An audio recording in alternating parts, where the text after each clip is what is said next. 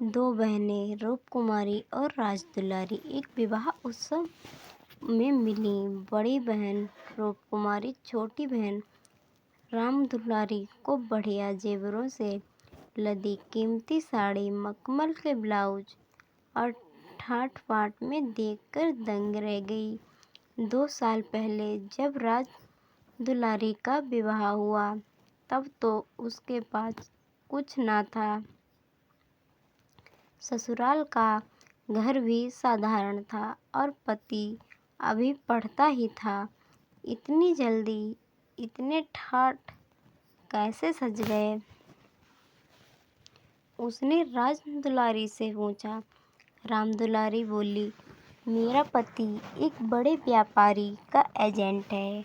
250 रुपये मासिक वेतन है। 250 रुपये उसे भत्ता आदि मिल जाता है। तरक्की भी होने वाली है। रूपकुमारी को अपनी खस्ता हालत पर दुख हुआ। उसका पति उमानाथ तो केवल 75 रुपये का क्लर्क है। वह अपनी दरिद्र अवस्था छिपाने की कोशिश करती है, पर साथ ही मन अपनी बहन के प्रति ईर्ष्या से भर गई।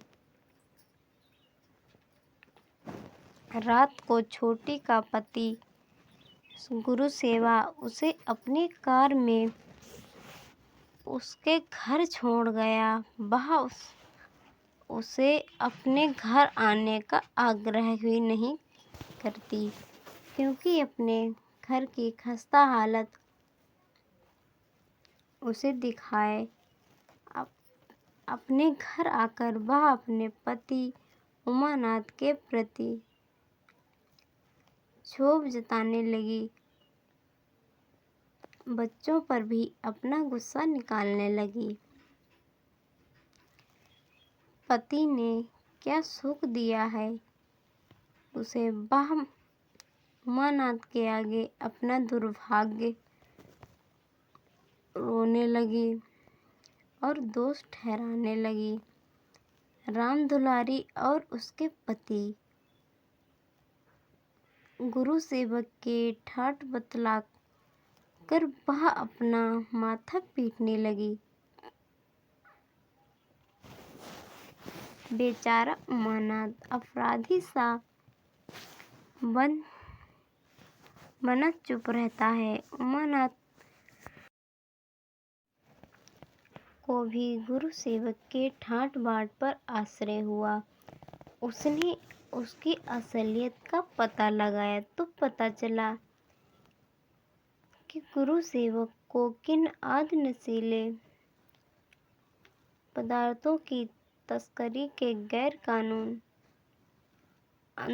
धंधे में लगा हुआ है। वह 2 नंबर का अमीर बन रहा है। एक दिन उमानाथ गुरुसेवक को उसकी नशे की हालत में अपने घर ले आया। गुरुसेवक ने नशे में रूपकुमारी के आगे सब उगल दिया। मैं मिसेस लोहिया का मुख्तार हूँ। सब कुछ मेरे हाथ में है। मिस लोहिया चल बसे। वह बड़ा मालदार था। मेरे सिवा किसी को नहीं मालूम दौलत कहाँ से आती है।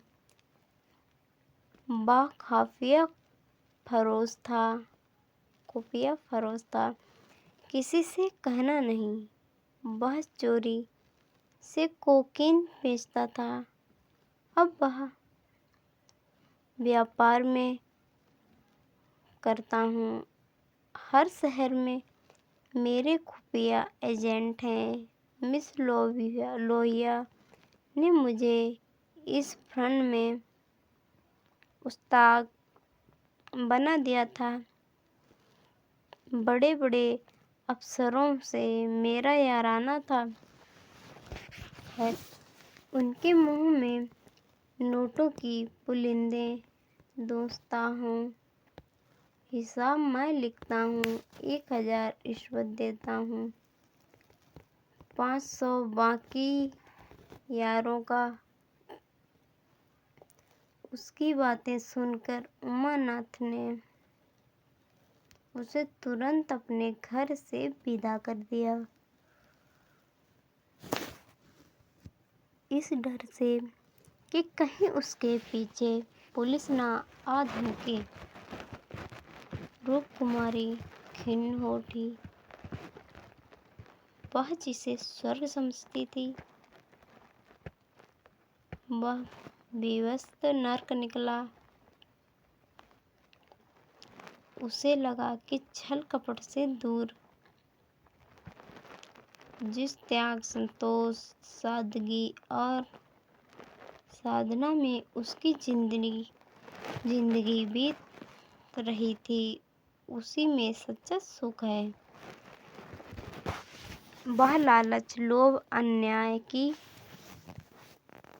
दौलत वाली कुत्सित जिंदगी के प्रति घृणा से भर गई।